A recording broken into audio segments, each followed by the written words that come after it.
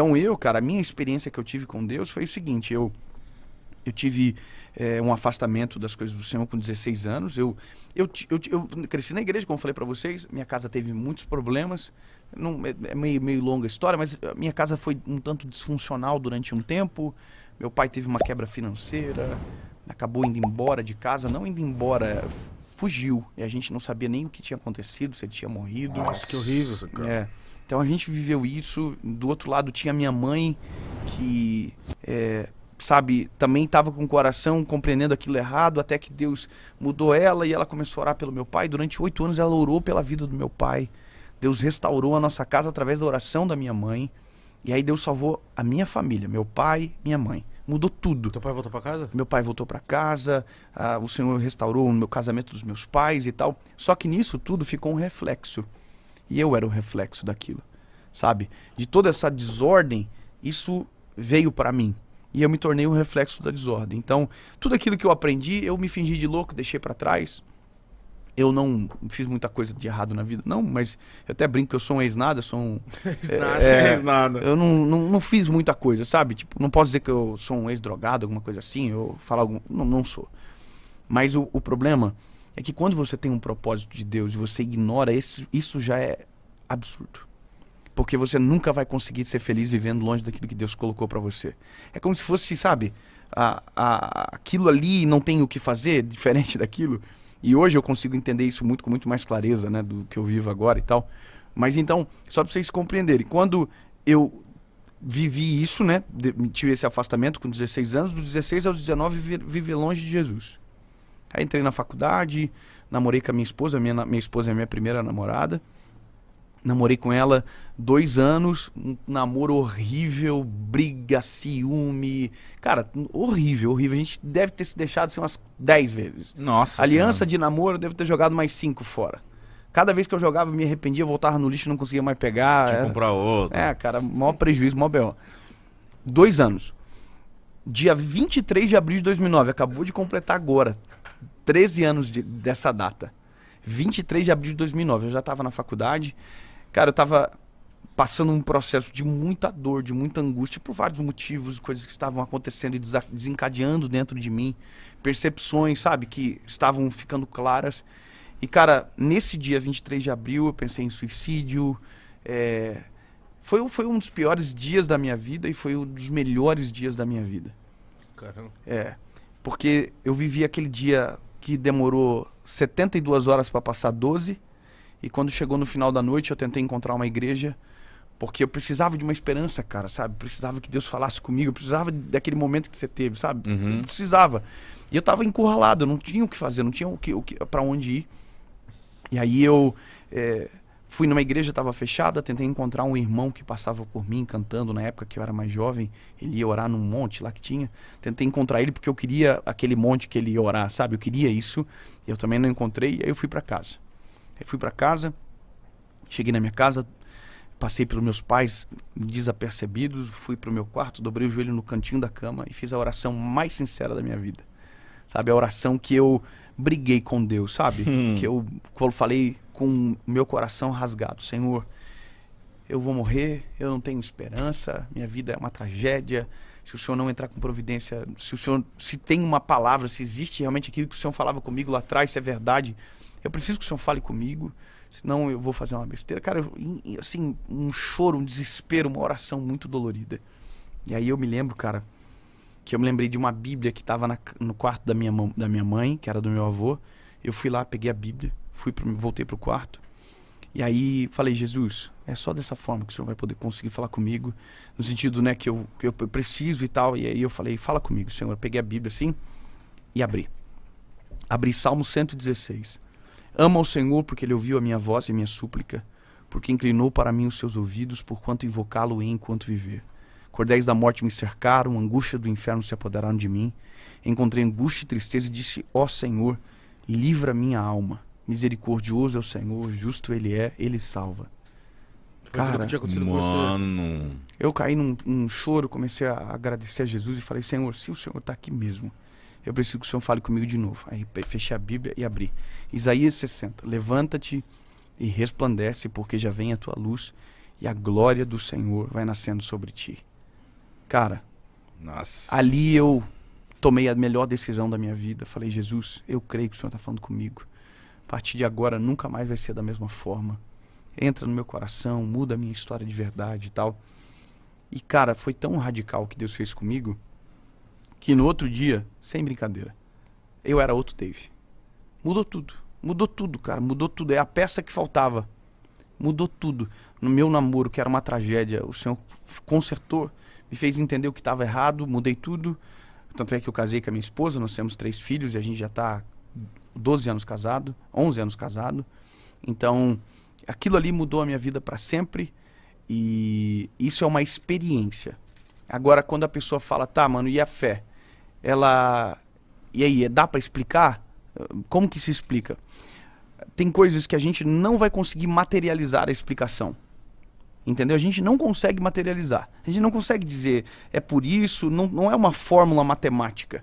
É transcendente, é sobrenatural. Então, o que vai fazer explicar um milagre?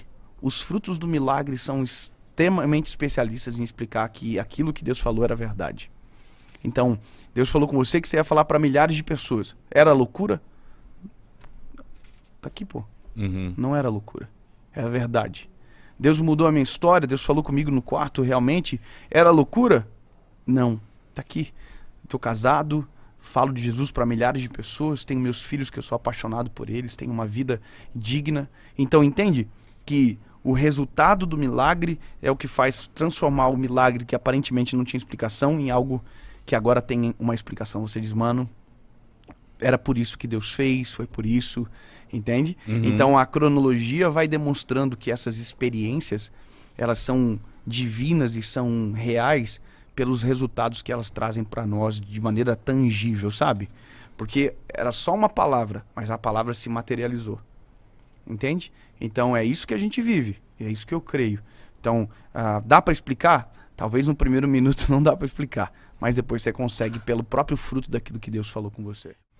Não, então tem que ser pobre, alguma coisa? Não, tem nada a ver com isso. Mas quanto mais de Deus a gente tem, mais a gente descobre o que verdadeiramente vale na minha vida. Ó, cara, tá aqui, ó. Ó, minha filha. Eu tenho um carro maneiro, mas a proteção de telefone minha não é o meu carro. É a minha filha. Posso te dizer um negócio? Eu tenho um carro que é legal, uma casa legal. A casa pode pegar fogo, o carro pode pegar fogo.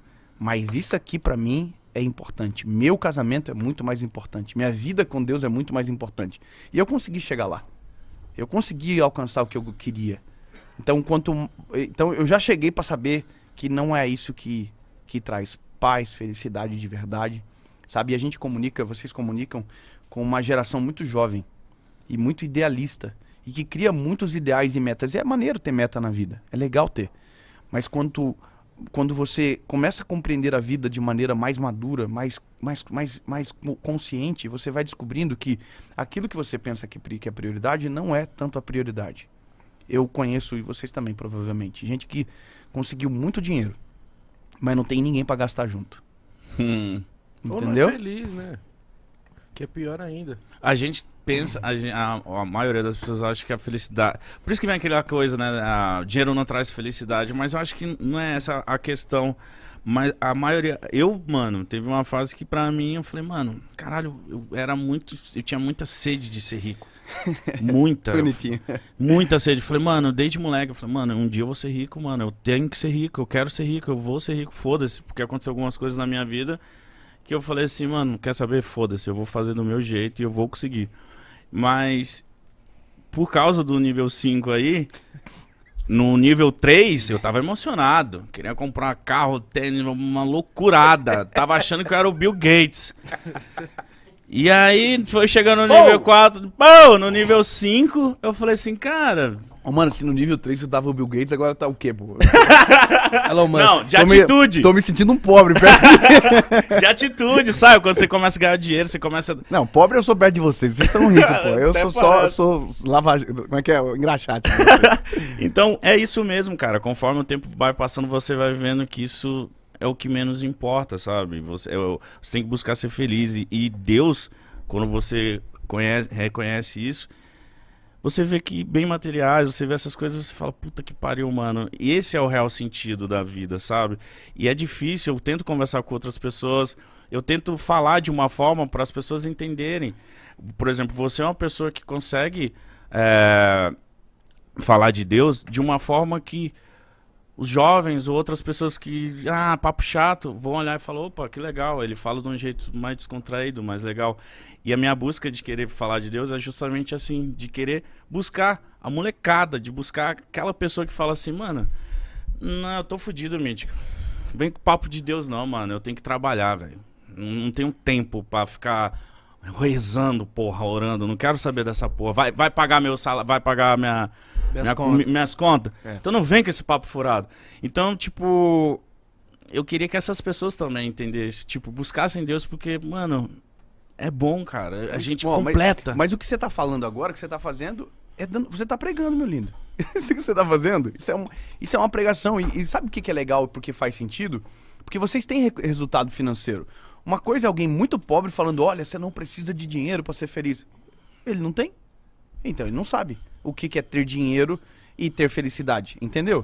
Então, vocês têm resultado. Vocês podem falar, mano, seguinte, eu tenho hoje, graças a Deus, condição financeira, tenho um carro que eu gosto, moro numa casa maneira, mas eu sou tão feliz como eu era quando eu morava numa casa menor, porque eu tenho Jesus comigo, entendeu? Só que você tinha que ter Jesus lá pra saber disso também, senão também você fica um pouco confuso. Quer ver uma coisa? Eu moro num apartamento legal.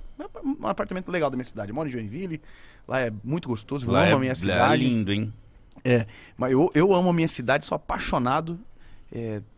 Nasci lá, né? Então, amo lá. Eu moro num apartamento maneiro. Mas o primeiro lugar que eu morei, lá em Joinville, quando eu casei, foi uma kitnet. Cara, uma kitnet que o estúdio de vocês dava 2 kitnet minhas. Pra vocês terem noção. Então, a gente morava nessa kitnet. Eu me lembro de assar carne uma vez à tarde pra minha esposa, cara, 3 horas da tarde, nada a ver, o sol na sacada, aquela coisa mais fora dos quadros possível, suadeira, churrasqueira e tal. E, mano, a gente tava tão feliz, cara, tão feliz, um ninho velho na garagem e tava tudo certo. Porque nunca foi sobre aonde a gente estava, mas quem a gente era e quem estava conosco, entendeu, cara? Então, mano, e agora? Mudou muito? Graças a Deus que mudou. Mas o meu coração é o mesmo. A felicidade é a mesma, cara. Não muda. Mudam os acessórios, mas o coração é igual. Entendeu? Então, cara, tem gente que pensa, não, quando eu tiver isso, eu vou ser feliz. Meu lindo, se você não for feliz com o que você tem agora, você nunca vai conseguir chegar. Ou você vai chegar e vai descobrir que aquilo também não é suficiente. Entendeu?